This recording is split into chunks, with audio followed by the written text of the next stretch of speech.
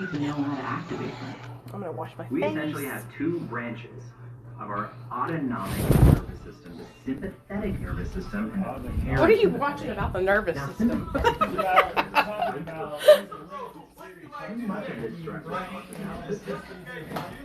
Oh, okay. I know I look like a scrub. Don't judge me, y'all. Because I'm an international super spy. Super spy! Okay. I said I wasn't going to go live, but I changed my mind because I was just sitting and watching TikTok anyway. So why don't I come on here and talk to y'all, you know? You guys, I have literally... TikTok is so addicting. Let me share something with you guys.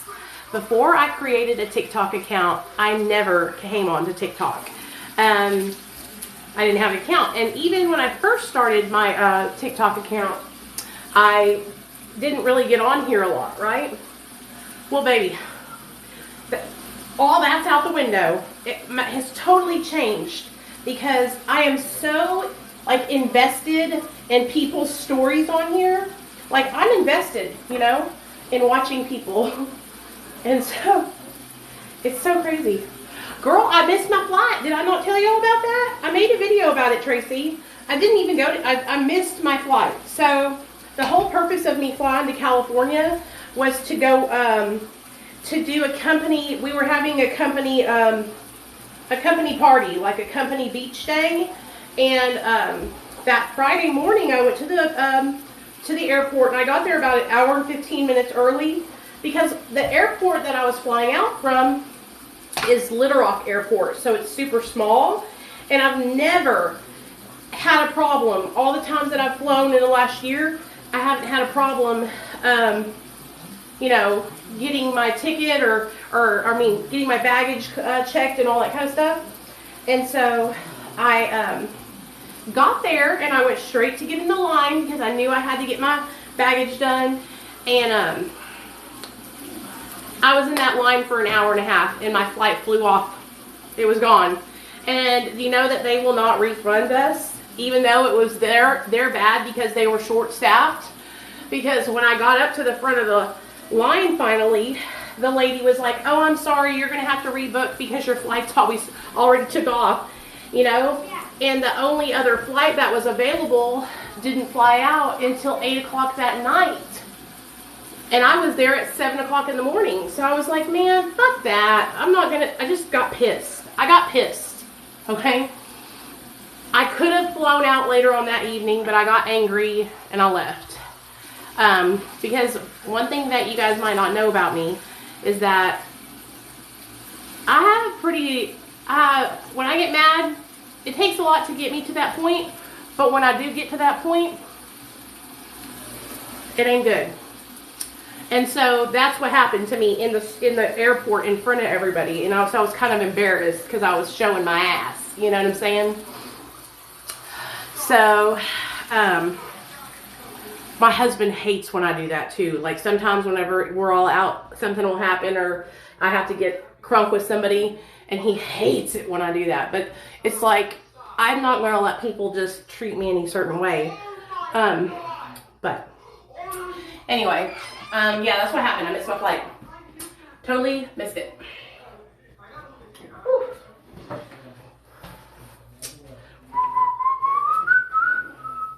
Hey, Blunts. I see you, bub.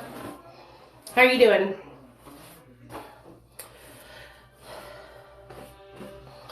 So I made a video about because you know how Ashley went viral here on TikTok. So I made a video because every video I'm seeing is people calling her prostitution lady. And I'm like, if they don't stop calling her prostitution lady, like that is just, don't call her that. That's not what she is. Her name is Ashley, and she's sharing her story to break the stigma of addiction and sex work. Because, you know, and then, so I made a video, you know, saying, I'm not saying that they're bullying her. I'm just saying that it's kind of fucked up to call somebody like prostitution lady. You know what I'm saying? And there's this bitch. I just told her to go ahead and block me already because she literally creeps my page just to fucking disagree with me. Her name is Kat, and I think it's her real name. I'm not sure, but is that too dark? I hope. Oh well. Her name is Kat, and she every time I do anything that she even remotely disagrees with, she comes over here on my TikTok and comments about it. So she's like, nobody's bullying her. And I was like, bitch, did I say anything about bullying? I just said that she's got a name and it's Ashley. It's not fucking prostitution lady. So get the fuck up off my page. Block me already. Like, this girl, you guys don't even understand. Every video that she sees of mine that has anything to say that she doesn't like, she comments. And it's so annoying. Like, whenever I started taking the True V, she was like, oh my gosh, True V Boost has a stimulant in it, and it can make you want to relapse on meth. Hey, Blunts, yeah.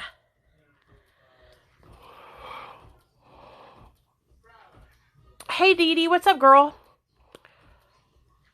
Yeah, my headache's gone away totally now.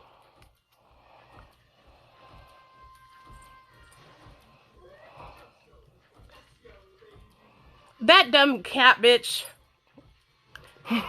Sorry, y'all. I usually don't talk shit about people, but this girl she's always trying to talk shit. So fuck her. You know what I mean? Fuck her.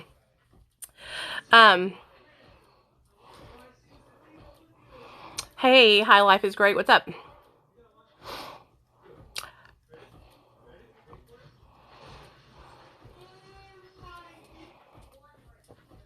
So what are you guys doing today? We had a really good live stream last night. It was fun talking with you guys.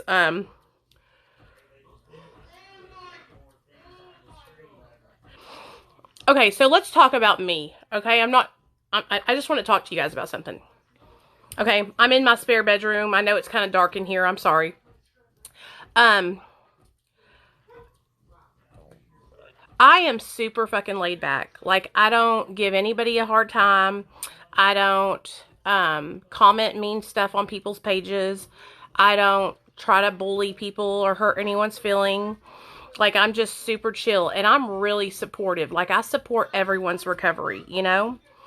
But what I don't like is people who, like, it's like they have to find some fault or something wrong with you all the time. It's almost like you cannot even please them ever. You know, like, I'm just over here trying to live my best life, sharing my story, helping others, right? And it's like kind of discouraging when somebody's like constantly always just commenting something to kind of like bring you down. You know what I mean? And so don't bring me down. Don't fuck with my vibe. Like, we're over here trying to live and stay sober and help each other stay sober. Like, that's what my page, Real Talk Recovery, is about. It's about building a community of people that support each other in their recovery. I've been doing that for a really long time. I know how to build a solid community. I know how to hold a solid community together. Okay? And so, if you can't be happy and you are upset or you're not happy with your life or you disagree with something I say, you know what I would like? If you disagreed with something I said, I would love for you to DM me and tell me, hey girl, I think when you said this, it kind of made me feel like this. And then I can explain to you why I said that. Because 9 times out of 10, if I say something, there's a reason behind it. You know, and then a lot of times, hey Katie, a lot of times you guys, people will take what I say out of context. You know what I'm saying?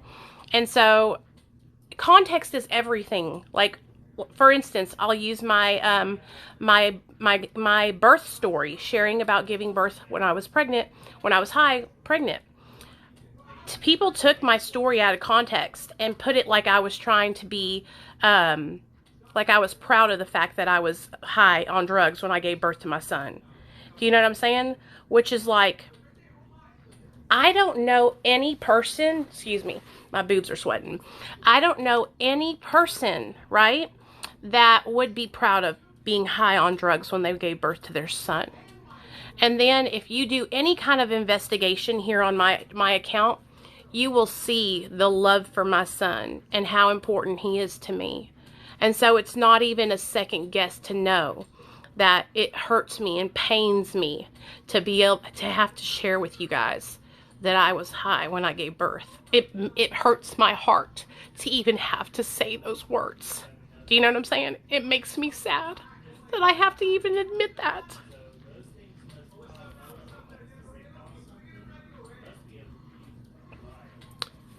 But I'm not the kind of person that is going to lie about my experience.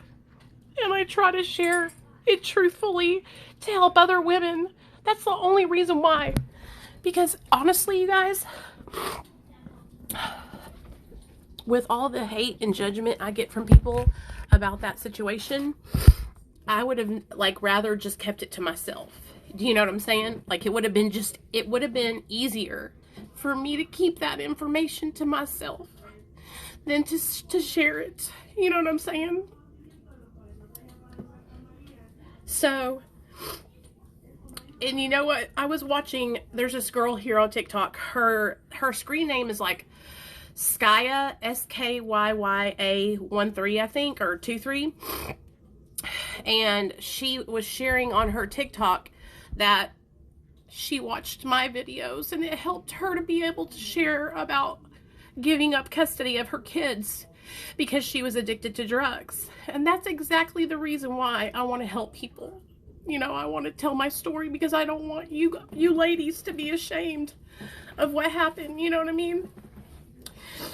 I almost feel like it's like people want you to constantly be like tearing yourself down. And it's like, can I not be like in a good place now that I'm sober and helping people? You know what I mean?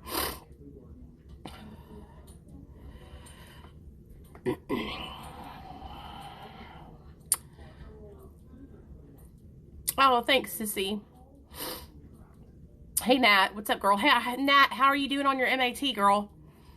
So, anyway, I just want to say, like, I don't think any moms are proud of what they did when they were in active addiction, you know? I feel like if somebody is proud of what they did in their active addiction, like, then they're like a psychopath. You know what I mean? they're not in their right mind. Oh, I got 2 Nats in here. So Nat Hat just started her MAT, and then so did the other Nat. So both of you guys are doing good. That's good. I'm proud of you guys. And that's another thing, like the reason why I share about being on Suboxone, because like I said, you guys, it would be easier for me to just not share it, honestly, because so many people judge me for being on MAT and being open and honest about it. A lot of people don't even like want to take me seriously, you know what I mean? And so it would be easier to just not share it at all, you know? I was so upset that my son was going through withdrawals because of me, even though I listened to my doctor. Oh, Mara, it's okay, girl. You did the right thing, though. You had to do what you had to do. Parenting is hard, that's for sure. You guys, and it's even more hard when you're addicted to drugs. You know what I mean? Not many people know about my son because I'm judged for Matt. Yeah, I understand. They just want a reason to hate you. Oh, yeah. And that's another thing. I will get accused of, like, glorifying my addiction by telling stories about my addictions. You know, my experiences in active addiction. Well, here's the thing, you guys. Like, Mara, at least you were under doctor's supervision when you were, you know, on your medication and everything. I wish that I could have been transparent and honest with my doctors. I wish that I would have stepped up and said, I need help. I'm a drug addict. Because if I had, my son would have never gotten taken from me by Child Protective Services. Most likely what would have happened is they would have put a care plan in place, and I could have started my sobriety a year before.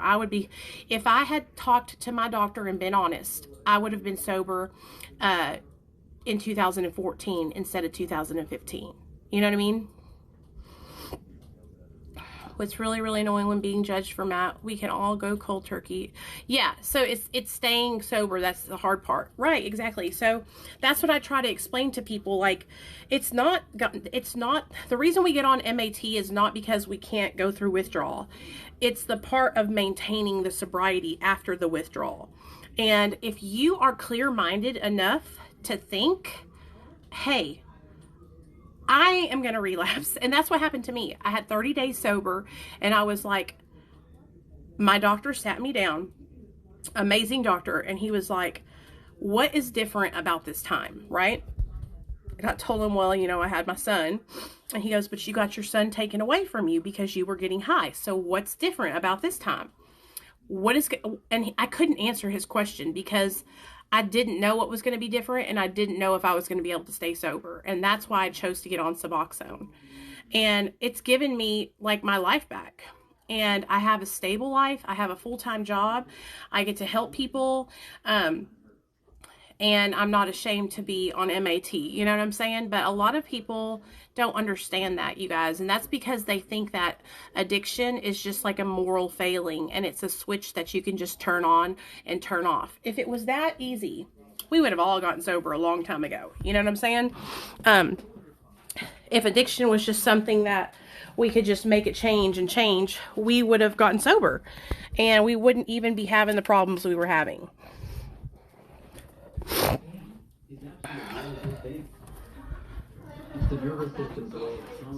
Oh yeah.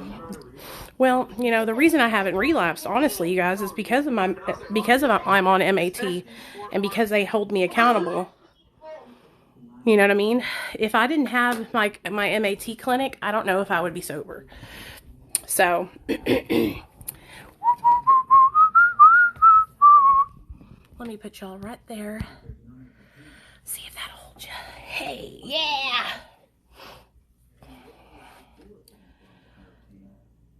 Who relapsed, Rob? I don't think I saw it. It didn't show your comment, baby. All it said is somebody relapsed.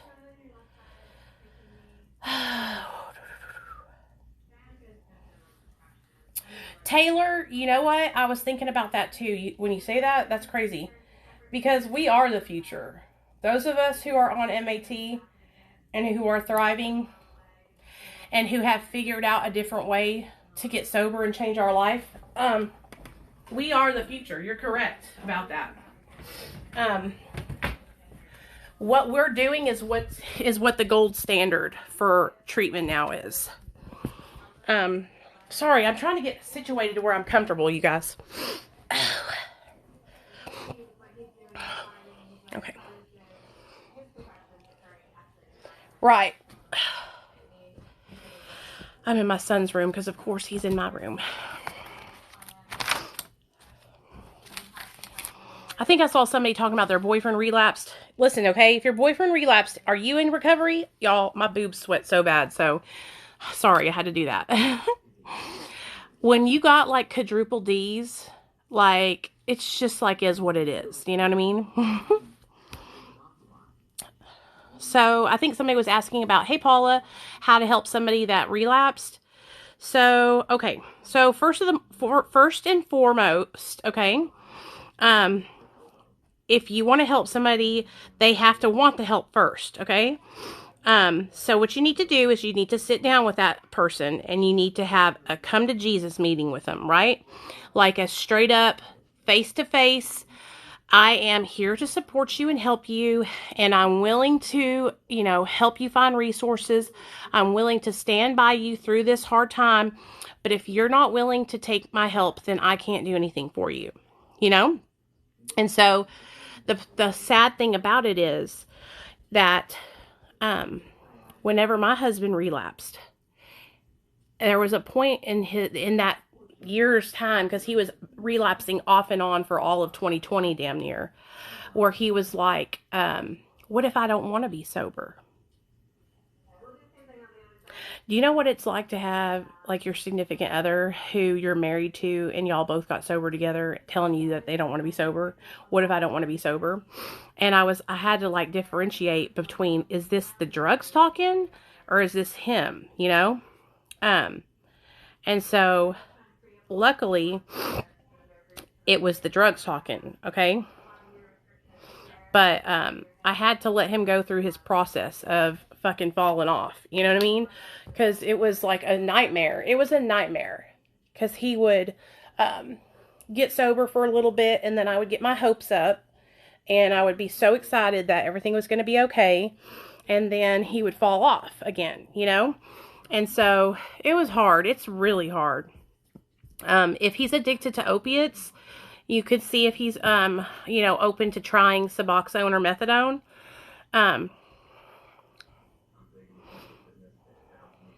Yeah, so the fact that he would even say that, like, what if I don't want to be sober? I guess that was, at least he was being honest, right? I wish, I need to go through my Dropbox and see if I can find them and ask Neil if I can find them, if I can post them, because I have some videos of him when he was just, oh, so sad, you guys. And he was so high on Xanax, and he couldn't even talk. And it was just so sad. Like, I was crying. It was really devastating. And what I think about seeing him in like that, in me being sober and seeing him like that, we were like that together. We were both out of our minds in our active addiction. So when I saw him like that, I was thinking, damn, that's what I looked like when I was into my active addiction. How the fuck did I think that I could function? How on God's green earth did I think that I was okay? That is the delusion that our addiction tells us. That is what our brain does. It tricks us, you guys, into thinking we are okay when we're really not. Because I was the farthest thing from okay when I was in active addiction.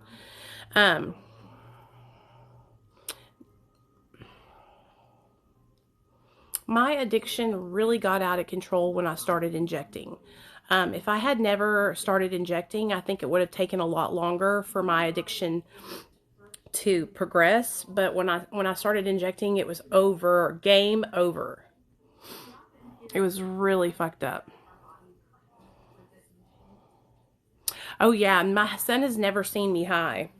At least that he can remember. He was only a baby when I was in my active addiction.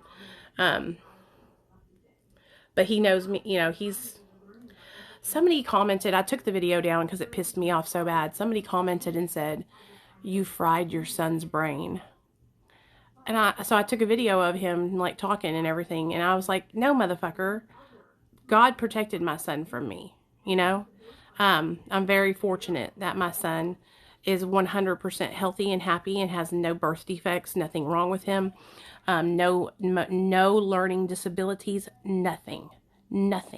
Okay. The only thing I think my little boy struggles with is his emotional regulation. And he's only 6 years old. So that could be part of the fact that he's a young kid too. Because he will get super upset and he kind of like overreacts about things.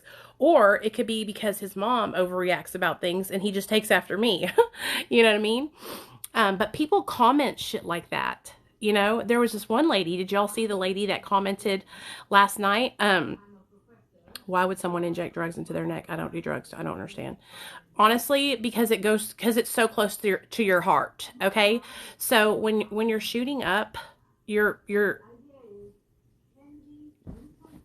goes into your bloodstream, and that's where it's headed. That's where it's going to. And so, a lot of people do it there because they can't shoot up in their arms anymore because they've lost their veins in their arms. And when you,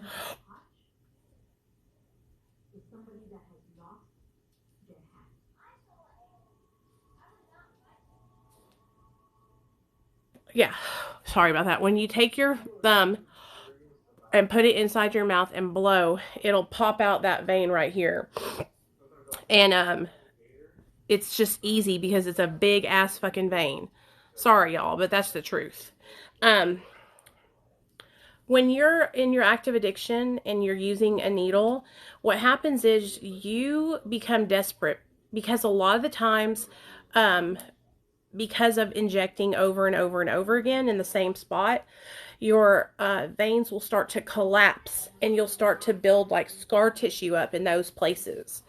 I would shoot up in the same spot every time on each arm. Okay, I could do interchangeably. And right here, and that right here, or right here in the middle on both arms. And so after years and years and years of hitting myself there, my veins started to pull away, you know? Do you have any advice for someone who wants to work in drug recovery? Are you in recovery yourself? Are you an addict too? If you are an addict and you want to work in drug recovery and you don't want to go back to college, this is what you should do. You should go look it up online. In your state, they have peer support specialists, and you can get a certification in that. And you can start there. Now, if you're somebody who wants to go to college and get your degree, then a peer wouldn't be for you, because that's for like people who have had addictions. You could go to college and get your degree in counseling. You could go and be a social worker. You could be a life coach. There's all kinds of different things. But the thing that I would say, though, if you want to work with addicts, is to really try to learn from the addict, from people, so that way you can relate better to them. Because there's just something about it when I know all addicts will say this too. There's something about having a counselor that's in recovery that we can relate. They know what we are going through. And then a counselor who's never been there. It's just something different about being able to have a counselor that's in recovery too. You know what I mean? So make sure that you really, really learn everything you can from, people that struggle with addiction, or your father, like you said, that kind of thing. But, you could do anything. You could go to college to be a therapist or a psychologist or anything really, and help people that have addiction,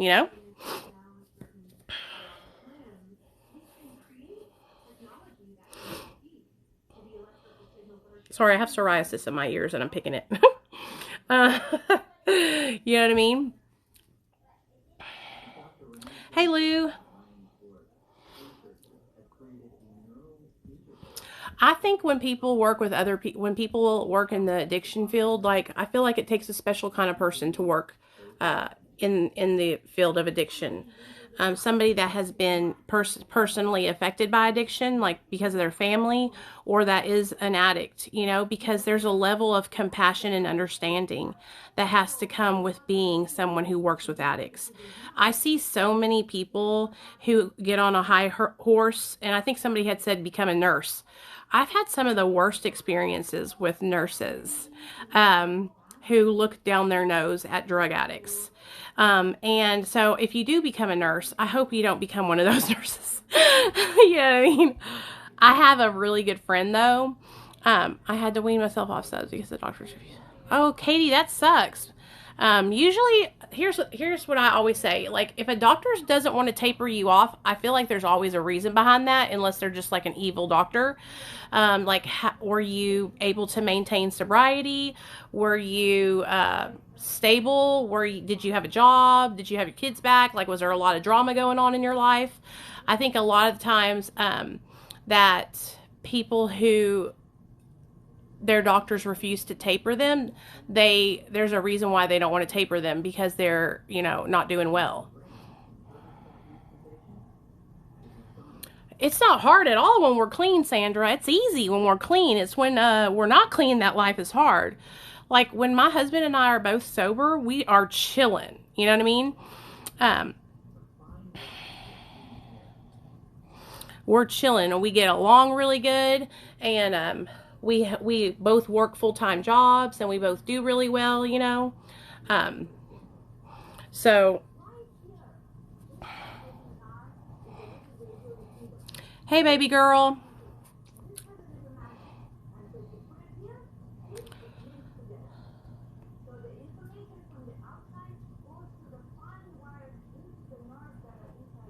Sorry, I'm trying to read you guys' comments and keep up.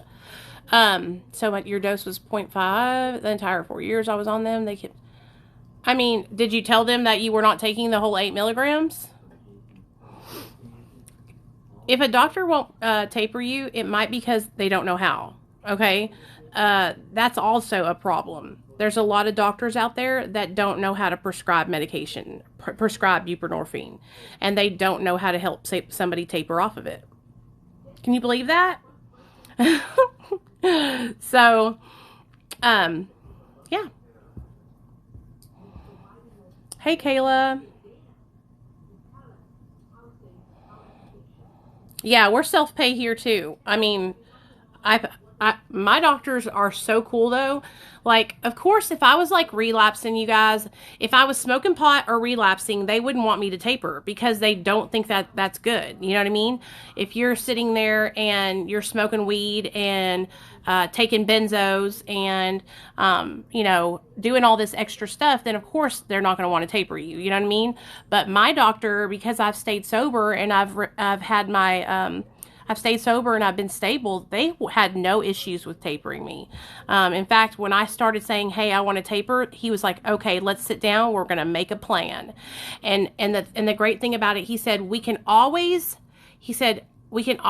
like, if you're on your taper and you don't feel comfortable and you want to pause your taper, we can always pause your taper. What we're trying to avoid is going back up, right? So Katie, that might be one of the reasons, because a lot of the times when they see that benzo along with the Suboxone, doctors get scared because of that. So I'm sorry that you had that experience, but at least you were able to taper yourself. That's great. That's a plus side.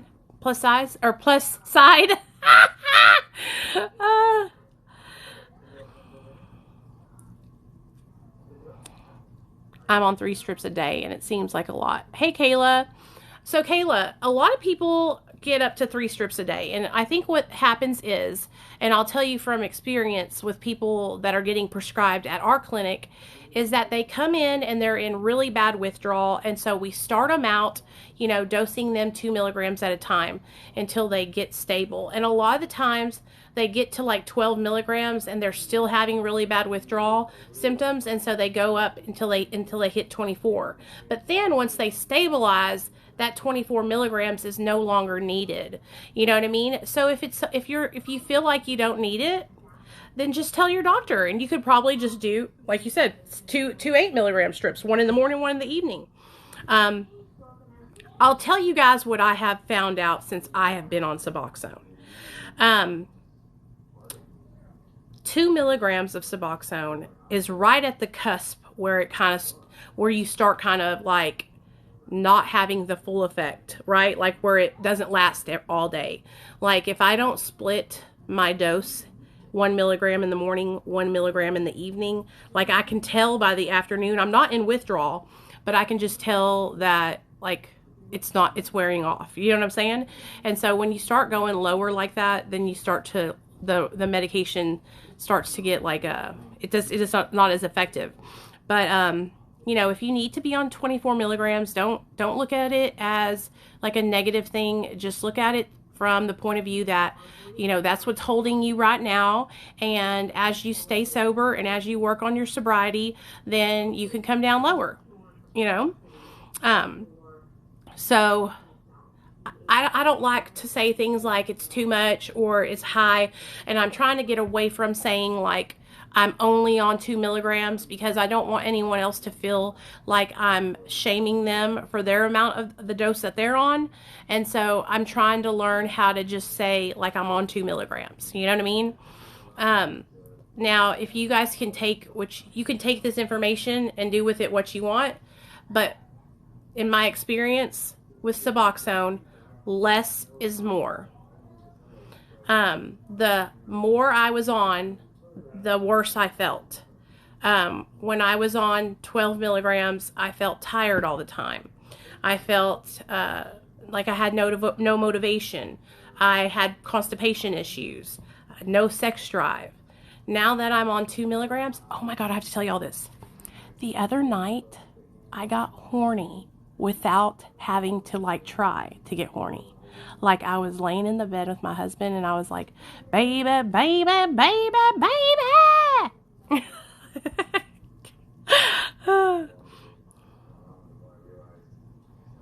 Hey, Snaz, what's up, baby? You can always get on a plan, like a medication-assisted treatment plan.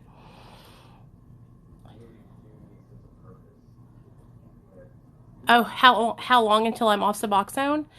Honestly, it's totally up to me. My doctor, I'm not going down to 1.5 until August 12th. So I'm trying to prepare myself to take the drop to go down. But yeah, it's just gonna. I don't know. Honestly, you guys, I've been dragging it out. I could have already been off, but I've just been going really, really slow. So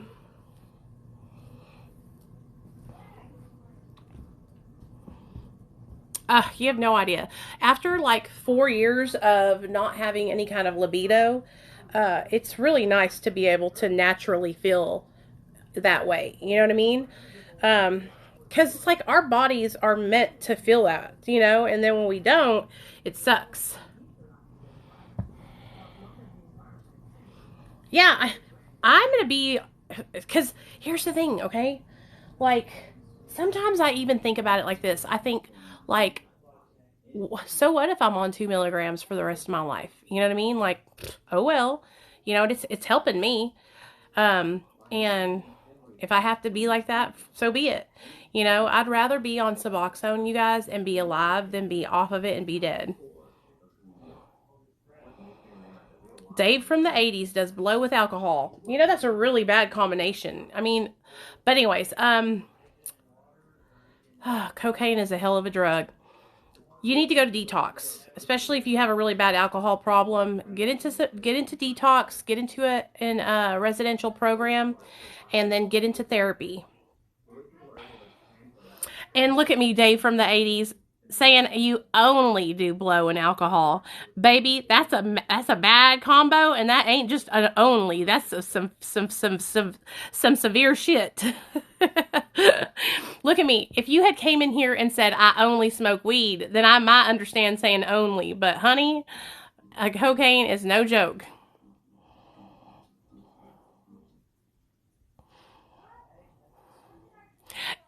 I'm just giving you I'm just giving you a hard time, but I'm being serious at the same time.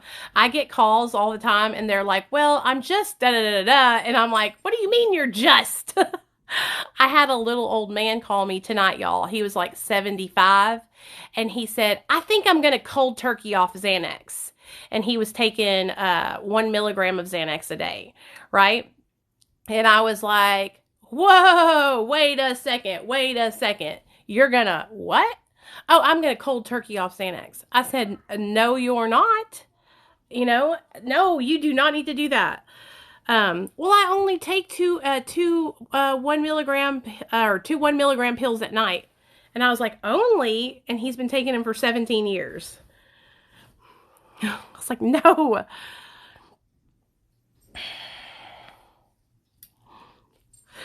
Yeah, Xanax does help it.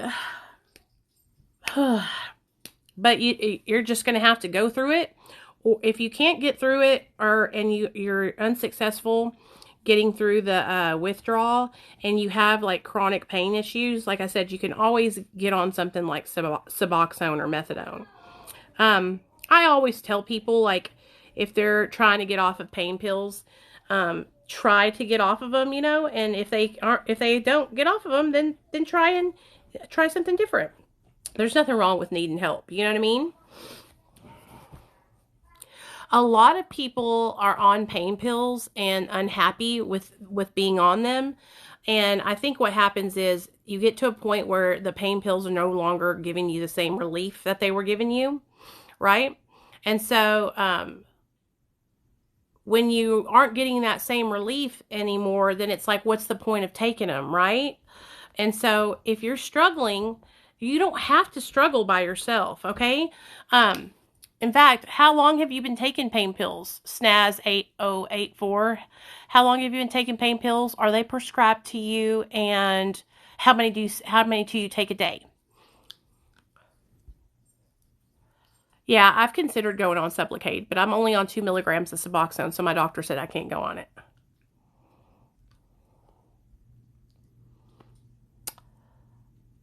What are the effects of oxy having on the body long term? Digestive issues, stomach, constipation, liver, kidney.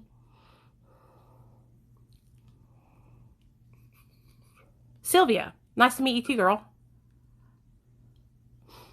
So Sylvia, like I said, if you're uncomfortable and you are really if you've tried to get off of opiates many times and you just haven't been able to be successful, like try something like an MAT program. It will help you a lot. And you don't have to worry about nobody judging you over here. We've all been there. We've all been down that road before. But if you want to try and get off of opiates without any assistance, then what you need to do is you need to get with a doctor, okay? My partner gets them prescribed. Okay, so is your partner still getting them? How is my mom? My mom's great. My mom is a superstar. I actually have videos of my mom here on my account as she shares her experience being my mom. My mom is really fucking proud of me. Her and my dad are like my biggest fans. So if your partner gets them prescribed, Sylvia, how are you going to get off of them if she's getting them in the house? Oh, my mom doesn't have a TikTok account. She comes on my account. I take videos of her and she tells her story on my. If you go, there's way down on my account, but you'll see the videos of my mom. Or you can just type in Real Talk Recovery Mom and it'll pull up the videos of my mom. A situation where I'm taking 5 to 6 pills a day and I've been on them for 4 years. Oh yeah. Well, yeah, that's an easy situation to get into, because pain pills make you feel good, and like I said, they make you feel good, and then the next thing you know, you're dependent on them.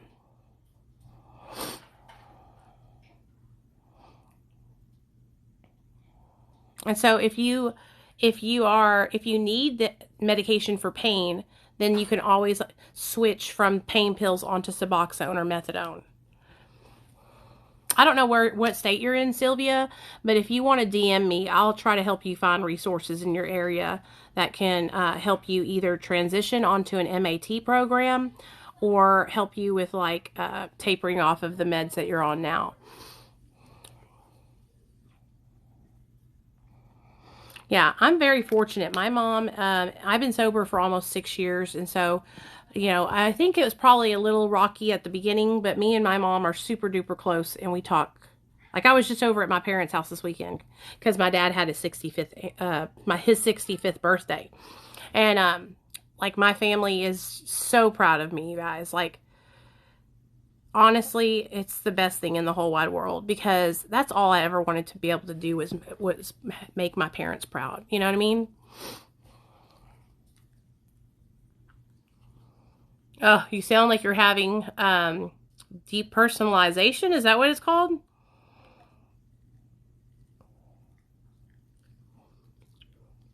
But that's kind of what it's like when you first get sober.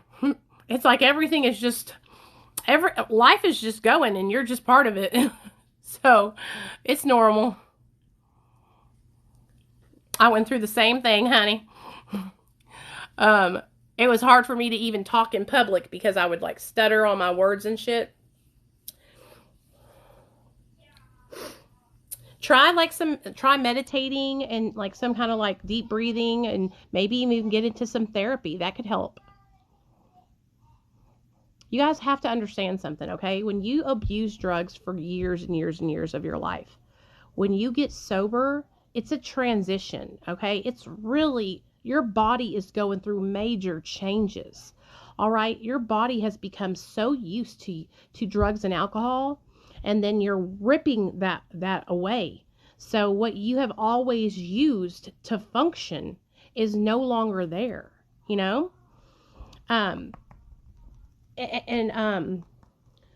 that's good, Diana. That's going to help you keep your mind on the prize. You know what I'm saying? That's what I had to do when I got sober, was throw myself into doing stuff with other people and trying to help other people, because I was here at the house. My husband was at work And I was just, you know, I was miserable. It was hard because I don't have like a lot of like real life friends here in Arkansas. If I lived in California, you guys, I would have it made because I have so many friends in California. But here in Arkansas, I don't know what it is. Like, I just haven't really met anyone that I want to keep around me, you know?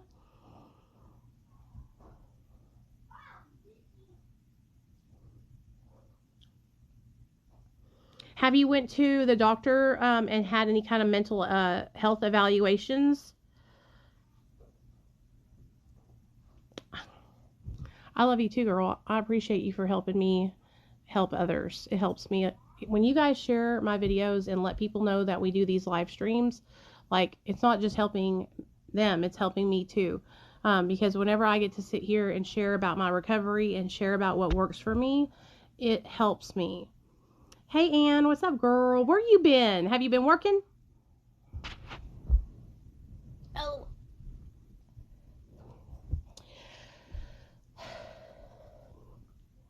Did you take the pills, or did you just take them for a short time and then stop taking them? And were you just taking the pills and not doing any therapy? Because here's the thing, like, you can get on medication, but truly getting help and healing, you need wraparound services. So you can have the medication, but if that's all you got, then nothing's going to change, right?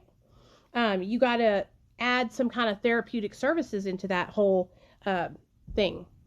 What happened after CPS came in 2015? Hey, Kennedy, you must be here from my video I re-uploaded. Welcome to Real Talk Recovery.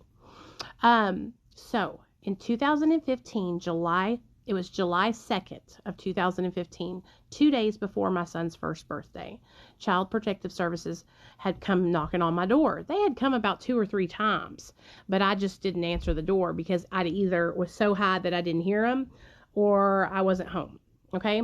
And so I got a note. They left a note on my door, and it had their phone number. And so I called them, and I was like, hey, what's up? This is Nicole DeMeo. You guys left a note on my door about, calling you back. And that's when they told me that somebody had called in anonymously and reported me for neglecting my child and being under the influence of drugs. And so they told me I needed to come in and take a drug test, which I knew I was going to fail. And so I went in and I took a drug test. And here in Arkansas, the way it is they take your child right away if you fail for methamphetamine. And so at that time when they had drug tested me, I didn't have any meth in my system. I just had opiates and benzos. And so they had told me that I could take my son home and that they would be by that evening to drug test my husband. And as long as we didn't have meth in our system, they would allow us to keep our son in the house, but we would have to agree to a protection plan. We would have to do parenting and therapy and all kinds of stuff, right? And take drug tests and all that. And so they came that evening and they drug tested my husband, and he failed. And so then they came back the next day and said they had to take our son. And so when they came back that next day, I packed my little boy's diaper bag and had to take him up to the lady at DHS. And so I brought him up there and gave him over to the lady. And that's when I looked at my caseworker and I said, please take me to detox. Like, just take me to any detox that will take me and drop me off. And so she took me to this detox center downtown in Southwest Little Rock. And I paid $100 because I had insurance, but for some reason it cost $100 too. And I got into detox, and I stayed in detox for 5 days. On my 5th day, they were going to kick me out because I was done detoxing. But it was a Sunday, and I told them, hey man, you can't kick me out. Like, I got to stay here one more day because I need to go straight from detox into treatment, because if I go home, I'm going to get high. So it does sometimes, Amanda, that's very true. So they let me stay one more day, and then I went into treatment for 30 days. And then I got out of treatment and I started seeing my son for visitations, me and my husband, and I got a job and my husband had a job, and we were doing really, really good. We got jobs and started going to meetings, and we started working the steps, and we were doing everything they told us to do. Parenting classes, hair follicle test, everything. I didn't miss one fucking visitation. I didn't miss one drug test. Nothing. Nada. I didn't fail one drug test. Nothing. Nada. And it was probably like 6 to 7 months into our case that they allowed me to start having my son on the weekends to stay the night at my house. It took about 11 months to get him fully back in the house, and then they closed my case at the 1-year mark, which was pretty quick, because usually it takes longer than that because people lollygag at the beginning of the case. But I wasn't lollygagging. Like, the moment they took Nathaniel, I gave up. I said, fuck this shit. That's it. I don't want to get high anymore. You know what I mean? Like, when they took my son away from me, it woke me up. You know what I mean? It woke me up, and it made me realize that I don't want to throw my son's life away for drugs. You know, I don't want to lose my child because of drugs. I wish that I could have been that strong when I was pregnant, and I wish I could have stayed sober through my pregnancy. But I couldn't stay sober. So.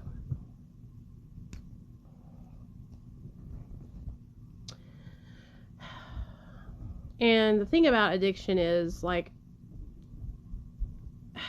I have had so many bottoms or situations that other people would consider bottoms, right?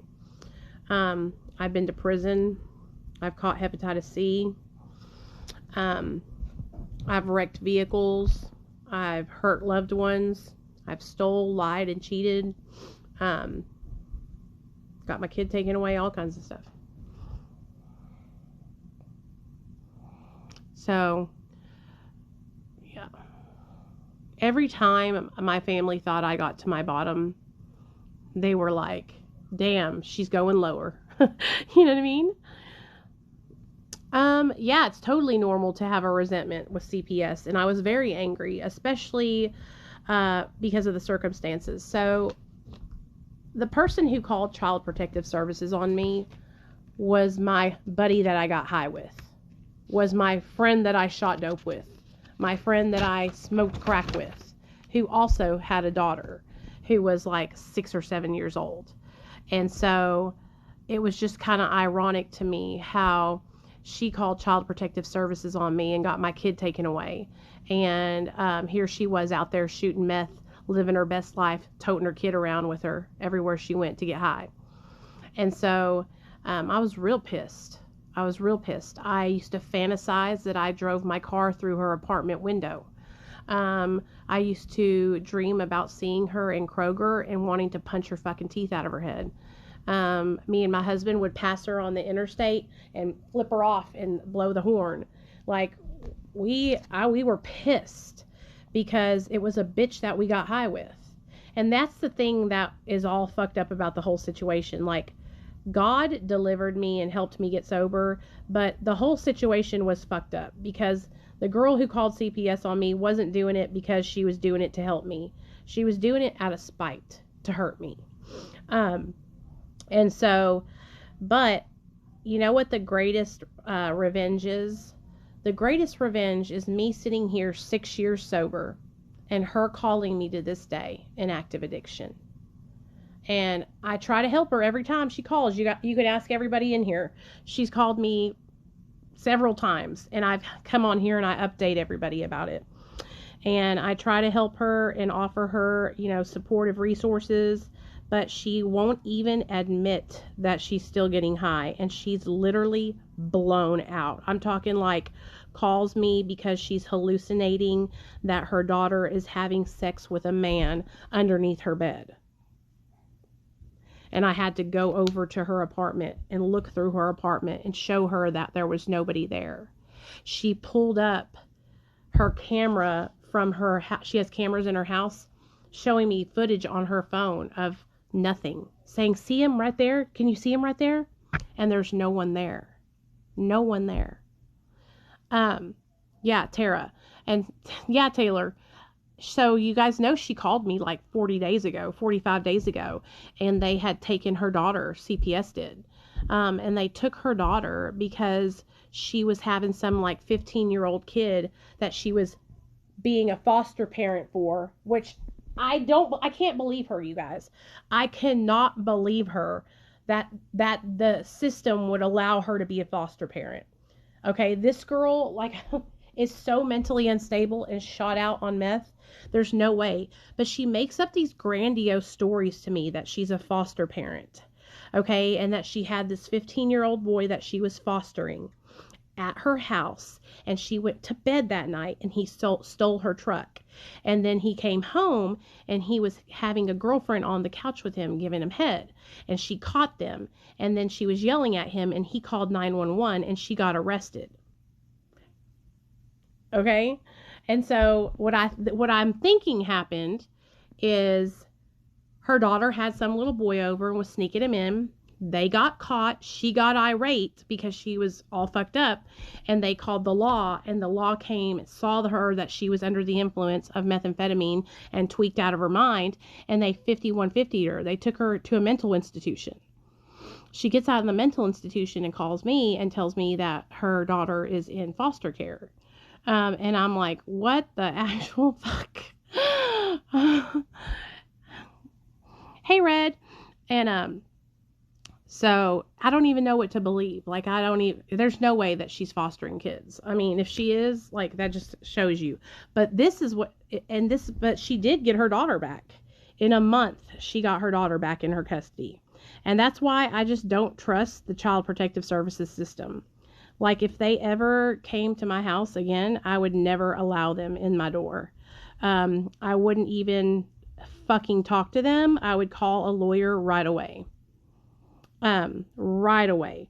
And, I wouldn't even like entertain the idea of fucking with them, because they can literally choose whose life they ruin and whose they don't. And there's no like protocol. It's like they can just take kids out of their houses like it is nothing. And then I see kids that are neglected, that have no food in their refrigerator, that are living in the straight hood, whose parents don't have jobs and are living off of welfare, and their kids, and they got 7 kids deep in their house, and they're just fine.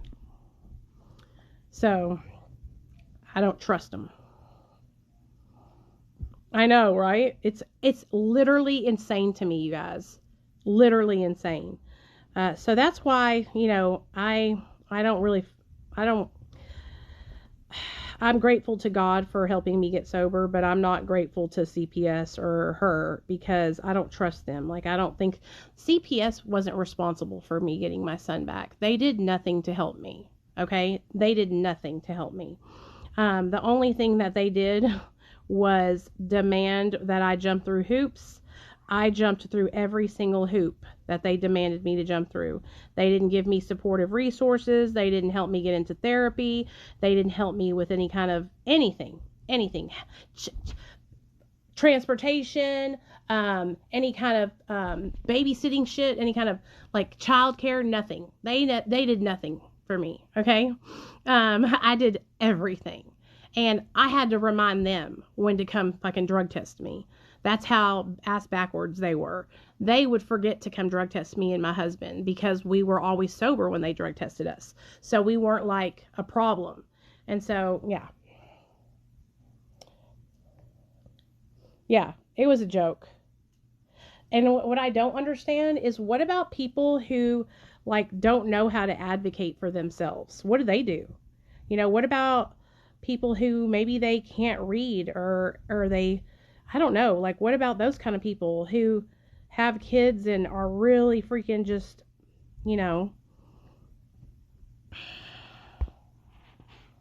Hey, April. had 2 piss tests, and I couldn't even take them because they didn't set it up at the clinic.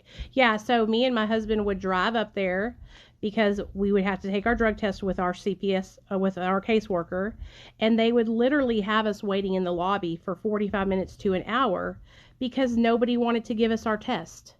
And all they had to do was stand their fat ass there and watch us piss in the cup. But nobody wanted to come out from behind the desk to drug test us. It was ridiculous.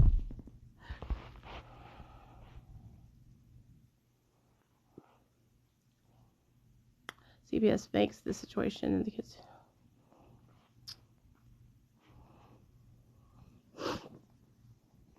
Yeah, so it was so funny too, you guys, because we would get there and there would be like 10 people working behind there and nobody would do anything. It was a joke. It was a straight up joke. So I'm so grateful to be out of that situation. And that's why, like, when people do stupid shit, like calling CPS on each other, that's stupid ass bullshit.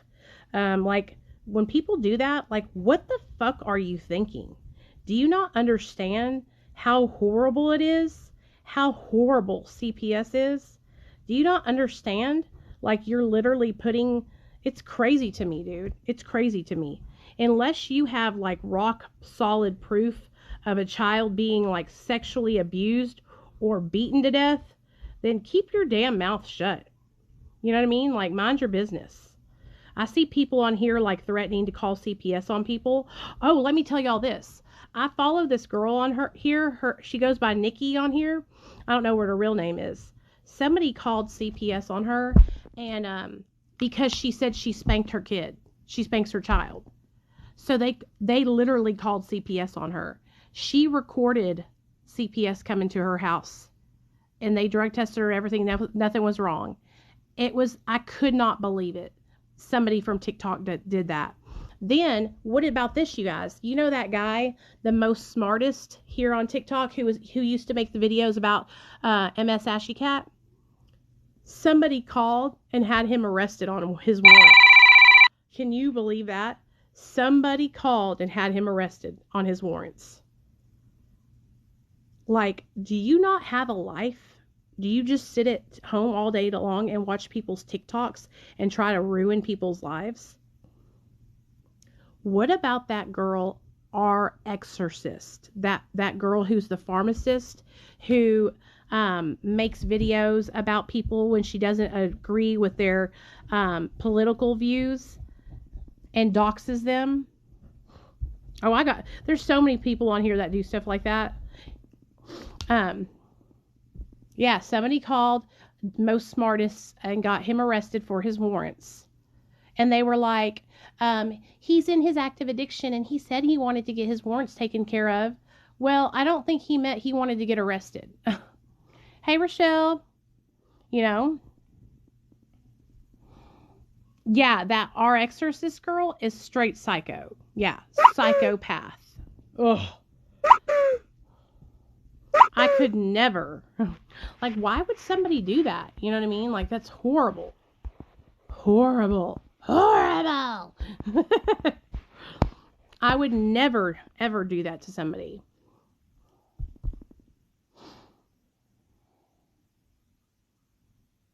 They threatened you on one of my videos? Show me where they threatened you at. Because I don't see all the comments. It could have been, who knows.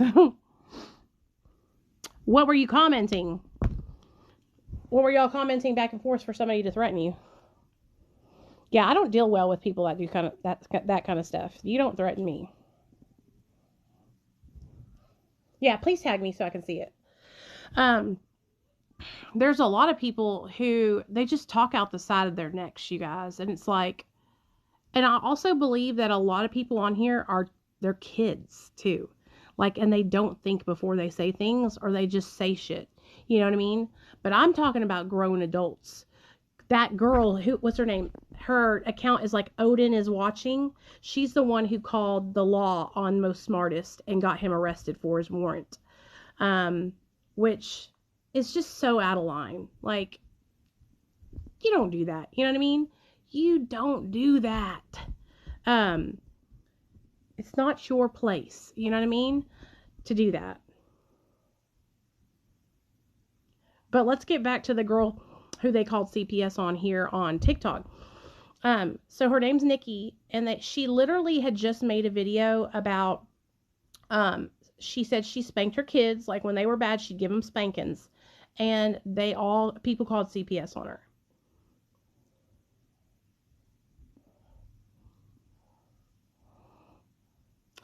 Hey Tina, I know all about Lucimera. It's just a medication to help people with withdrawal. It's not anything special. I think it's because they get so invested and they have nothing better to do. Like they have no lives. And so they think that they're going to like do something and I don't know how they think it's helping anybody, because it's not. You know what I mean? When you do stuff like that, it's really only going to come back on you. You know what I mean? I don't know why people are talking about that Lucimera like it's some magic medication or something. It's just for withdrawal. Oh, it's okay. No, you don't have to apologize. People have been talking about it, and it's just like Clonidine. So I'm not understanding why everybody's like talking about it like it's a miracle drug. It's just a medication that helps you get through your withdrawal. You cannot take it after that. It's not meant for long-term use. So, I guess a lot of treatment centers give you medication when you're going through withdrawal. So if you're going through withdrawal, you're going to get, proper medical care. And so I don't know why people are hyping it up like that. I asked Dr. B to make a video about it too, just so y'all know. So we'll see what Dr. B says. Okay. They did the same thing to Tara Davis as well. CPS came out and yeah, people are psychos.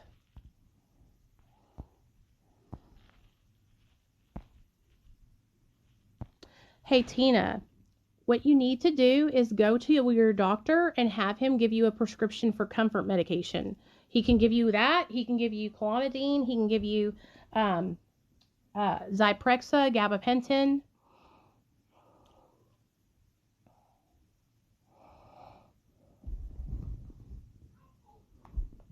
What? That little shit. I think he said he hated me. Anyway, I love you guys. I'm going to get off here because I'm going to go chill out and lay down with the boys. But if any of you guys need help with anything, just send me a DM. I'm really good about getting to my DMs. I seen a couple of you guys sent me some more secrets. So, meth, Dave, meth. The energy, baby, the energy. Yeah, I'm still doing the secrets. And so if you sent me a secret and I haven't done it yet, please message me again so it'll pull your message up to the top. And I am going to be posting 2 secrets tomorrow until I get through all of them. But yeah, I'm still doing them. Just be on the lookout. I think I've done like 13 videos with the secrets in them. And you can look up the hashtag RTR secrets, and it will pull all the videos up that have the secrets on them, okay? And what that is you can send me a secret that you've been holding, that you've never told anybody, that's been holding you back and keeping you sick, and I'll share it anonymously. And that way you can get it out of you and you can start your healing journey. And then also, if you have before and after pictures of you when you were in active addiction and now in sobriety, and you want me to feature you here on TikTok, on my TikTok, you can send me your pictures before and after on my Instagram, which is Real Talk Recovery, and I will do a video on you on my TikTok. And let me think what else. Oh, and then I'm also doing recovering addict truths that no one talks about. And in fact, I'm going to start hashtagging that RTR truths. And so, you guys can, find those there. And they're just things that I've struggled with that I think that nobody talks about in recovery. honestly, I don't know if I got yours. So if you sent it to me, please resend it. Because like I said, there's so many DMs that they get lost. And if you sent me a before and after and I haven't posted your shit yet, send it to me again on my Instagram at Real Talk Recovery. So that way I can get it up. Because like I said, it's just when a lot start coming in, then I start losing the messages. So yeah. Hashtag RTR secrets and hashtag RTR truths. And I'll see you guys tomorrow night at 7:30 p.m. Central Standard Time. Okay? All right, you guys. Love y'all.